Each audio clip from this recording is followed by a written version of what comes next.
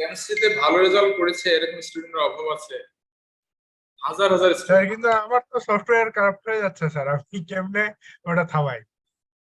তুমি হচ্ছে auto suggestion practice করবে, এক দুইটা কাজ করতে পারো। এক নম্বর হচ্ছে মেডিটেশন, এটা একটা গুড ওয়ে। মেডিটেশন এটা সফটওয়্যার চেঞ্জ করার সব থেকে ভালো উপায় হচ্ছে মেডিটেশন। দুই নম্বর হচ্ছে অটো সাজেশন। অটো সাজেশন এই দুটা করে সফটওয়্যার চেঞ্জ করা যায়। অটো সাজেশন কি জিনিস? অটো সাজেশন হচ্ছে তুমি যে কথাগুলো বলতেছো কেমিস্ট্রি ডিফিকাল্ট, আমি তো ক্র্যাক করতেছি, বলতেছে না, ঠিক এর উল্টা কথাগুলা বলতে হবে নিজে নিজেকে, ঠিক উল্টা কথা। ও যেটা করতেছে এটাকে বলে নেগেটিভ অটো সাজেশন। দেখিয়েছে মেরা জীবন পুরা কাগজ পুরাই রহে গয়া, না গান গায়, খুব পছন্দ করে এই গান শুনতে থাকে শুনতে থাকে।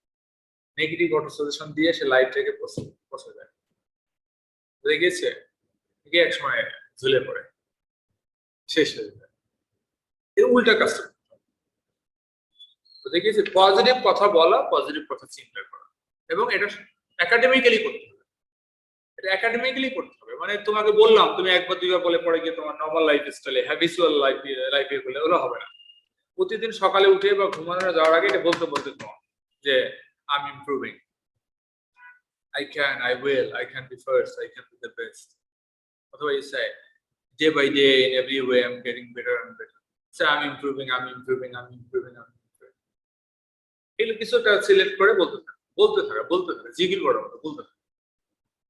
এটা ফার্স্ট ডিসকভার করেছে, এটা হচ্ছে একজন ফ্রেঞ্চ ডক্টর, একজন ফ্রেঞ্চ এটা ডিসকভার করেছে।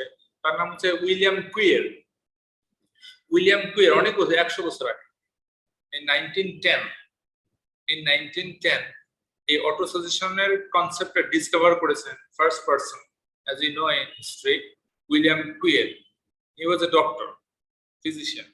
ওনার কাছে যখন পেশেন্টরা যেত তখন গেলেই ভালো হয়ে যেত, পেশেন্টরা ওনার কাছে গেলেই ভালো হয়ে যেত, বুঝে গিয়েছে। তো পরে দেখা গেল যে উনি একটা বিশেষ টেকনিক অ্যাপ্লাই করেন এবং এই জন্য তার কাছে পেশেন্ট গেলে ভালো হয়ে যায়। অন্য ডক্টরের কাছে গেলে কম ভালো হয়, ওনার কাছে গেলে অনেক বেশি ভালো হয়। What was the technique? উনি প্রেসক্রিপশন পেশেন্টকে বুঝাইতেন এবং প্রেসক্রিপশনে লিখে দিতেন যে you would say this other than taking medicine. তুমি সকালে মেডিসিন যখন ওষুধ খাবে 10 বার বলবে, দেখি তো day by day in every way I am getting better and better. 10 বার কথাটা বলে কাউন্ট করে বলে তারপর ওষুধ খাবে। দুপুরে যখন ওষুধ খাবে 10 বার কথাটা আগে বলবে, বলে ওষুধ খাবে। রাতে যখন বলবে 10 বার বলে ওষুধ খাবে। বুঝে গিয়েছে? কিন্তু কথাটা সে খাচ্ছে, এটা প্লাসিবো ইফেক্ট হিসেবে কাজ করার কারণে এই প্লাসিবো ইফেক্ট আর নোসিবো ইফেক্ট যে কত পাওয়ারফুল এটা মেডিকেল সায়েন্স এখনো জানে না। আমাদের দেশে মেডিকেল সায়েন্স জানে, মেবি ডক্টর ডিন অর্নিশ জানে। ডিন অর্নিশ একজন আমেরিকান ডক্টর। ব্রুস লিপটন একজন ডক্টর আছে, উনি জানে, আমি ওনাদের ভিডিও দেখি। Bruce Lipton, doctor dean Ornish, alternative medicine নিয়ে তারা কথা বলে, বুঝতে পেরেছ? এবং এটা যে কত পাওয়ারফুল এবার আমরা করোনায় দেখলাম প্লাসিবো ইফেক্ট, নোসিবো ইফেক্ট। মানুষ যা ভাবে তাই হয়। কি হয়? বাংলাদেশের 80% মানুষ গ্রামে থাকে, রাইট? আর যারা শহরে থাকে তারাও কিন্তু সবাই একই রকম না। তাদেরও অনেক মানুষ যারা ঢাকা শহরে থাকে বা বিভিন্ন শহরে, তাদেরও অনেক মানুষ রিক্সা চালায়, বস্তিতে থাকে, রাইট? সব মিলিয়ে ইন আওয়ার কান্ট্রি সব মিলিয়ে মাত্র 5% মানুষ বা লেস দ্যান 5% মানুষ থাকে যারা আমাদের মতো। কি বোঝা গিয়েছে? আরবান, মানে রিয়েলি আরবান, যারা ওই রিক্সাওয়ালার মতো না, বস্তির মতো না, গ্রামের মতো না, বোঝা গিয়েছে? ওই 5%। এবং করোনায় যারা মারা গেছে এই 5% থেকে সব মারা গেছে। করোনায় যে মানুষ মারা গেছে এই 80% গ্রামে থাকে, তার সেখান থেকে মরে নেই। তারপরে বস্তি থেকে মরে নেই, রিক্সাওয়ালা মরে নেই, সিএনজিওয়ালা মরে নেই, লেবার মরে নেই, কাঠ মিস্ত্রি মরে নেই, কারা মরছে? 5%। বুঝে গেছে? তো এটা একটা হিউজ রেজাল্ট যে নসিবো এফেক্ট কিভাবে কাজ করে। মানে আমাদের করোনার সময় আমরা প্রিপেয়ার্ড ছিলাম, উই মে ডাই, এটা মিডিয়া আমাদেরকে ট্রেন আপ করছে, এটা অটো সাজেশন দিয়েছে নেগেটিভ হচ্ছে, উই মে ডাই। আমাদের মধ্যে থেকেই লোকজন মারা গেছে, আমাদের গ্রুপ থেকেই লোকজন মারা গেছে, বুঝে গেছিস? আমরা এই গ্রুপটা থেকে মারা গেছে। তুমি বলতে পারো গ্রামে অমুক মারা গেছে, ওরাও গ্রামে দুই একজন আছে, খুব রেয়ার কেস।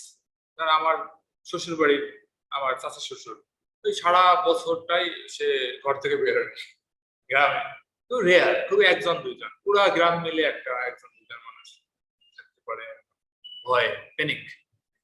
দেখেছে? কারণ প্যানিক হলে মানুষের ইমিউন সিস্টেম কাজ করে না। যখনই মানুষ প্যানিকড হয় তখনই তার ইমিউন সিস্টেম টেন্ডস টু জিরোর কাছাকাছি চলে যায়। তখন করোনা ভাইরাস ফাঁকা মাঠে গোল দিয়ে দেয়, ফাঁকা মাঠে গোল দিয়ে দেয়। মানে you can prevent or withstand coronavirus with your immune system, with your immunity. Immunity তুমি বন্ধ করে রাখতেছে। You shut down your immunity when you are panicked. বুঝে গিয়েছে? এটা কি আমার কথা নাকি? I don't make this. আমি তো ডক্টর না, কিন্তু আমি অনেক বড় বড় ডক্টরের কথা বলতেছি, কনভেনশনাল ডক্টর না। ওষুধ কোম্পানি যা বুঝাবে তাই বাইরে কোনো জ্ঞান বুদ্ধি নাই, এরকম আমি কথা বলতেছি। এটা হচ্ছে বড় বড় রিসার্চ করেছে, তাদেরকে পাত্তা দেওয়া হয়নি, কারণ এটা বিজনেস আছে অনেক টাকা।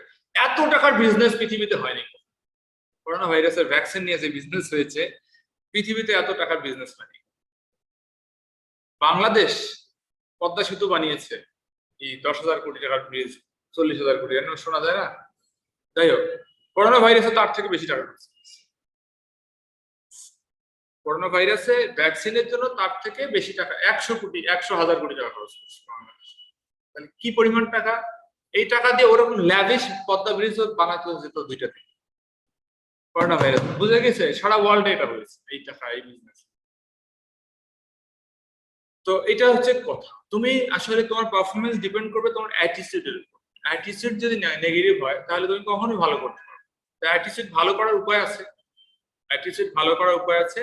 The best thing is meditation. Best thing is meditation. এটা মেডিটেশন না করেও একটা কাজ করা যায়, যেমন কাগজে লিখে ফেলা। You write your negative thoughts on paper, কাগজে লিখে আগুন লাগিয়ে দিয়ে পুড়ে পুড়ে দেখবে। You watch that, আগুনটা, কাগজটা পুড়ে যাচ্ছে। Okay, you should be careful about fire. আগুনটা পুড়ে দেখবা, কিন্তু তোমাকে দেখতে হবে, না দেখলে কাজ হবে না। তুমি দেখবে all the negative thoughts you breathe in there, you are burning out. Negative ভাববে যে নেগেটিভ চিন্তা পুড়ে সার হয়ে যাচ্ছে। আবার লিখবে, প্রতিদিন এই কাজটা করবে। Every day do this, negative চিন্তা আস্তে আস্তে কমবে।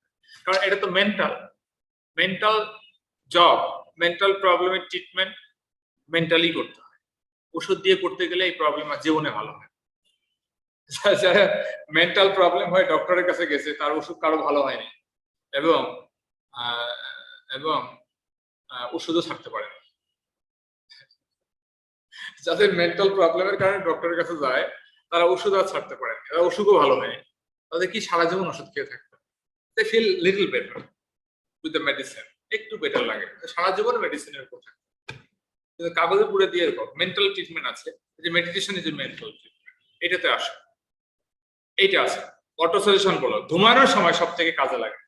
ঘুমানোর সময় বলতে বলতে ঘুমাবে, day by day in every way I am getting better, day by day in every way I am getting better.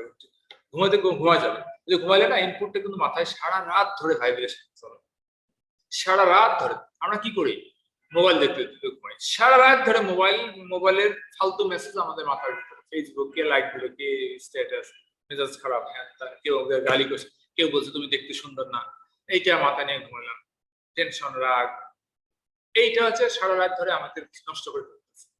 Negative input, positive input দেওয়া, বুঝে গিয়েছে? জিকির করতে করতে ঘুমাও, পজিটিভ ইনপুট। অটো সাজেশন দিয়ে ঘুমাও, পজিটিভ ইনপুট। ভালো একটা স্বপ্ন, ভবিষ্যতের সম্পর্কে একটা অ্যাবাউট ইউর ফিউচার, ভালো একটা চিন্তা করো, যে চিন্তা করো, কল্পনা করো এই লেভেলের রেজাল্ট হচ্ছে, you are having very good result, এত সুন্দর রেজাল্ট, সবাই বলতে তুমি কেমনে কিভাবে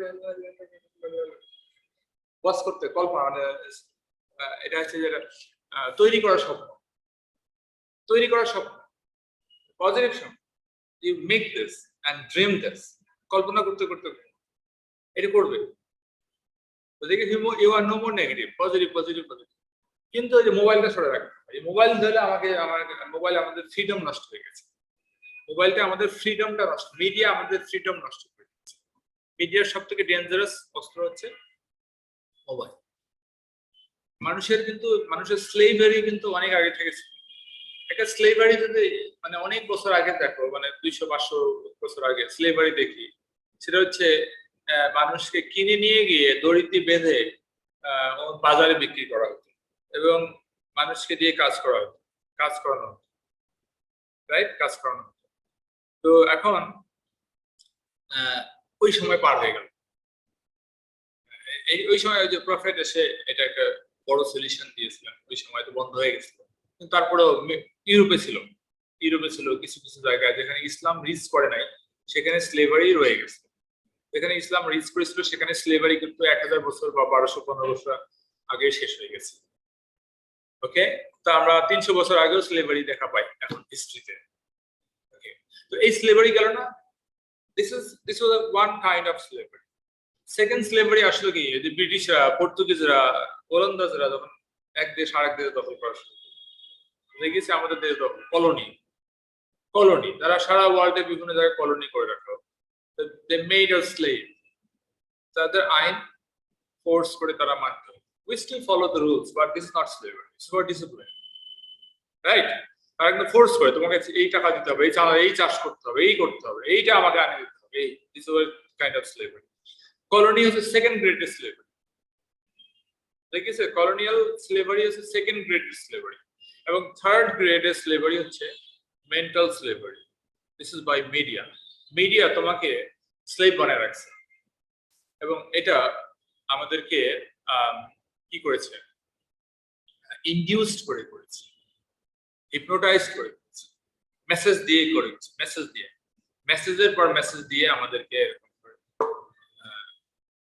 স্লিপ করে রাখতে দেখেছে। এবং এইটাই হচ্ছে সব থেকে বড় স্লেভ।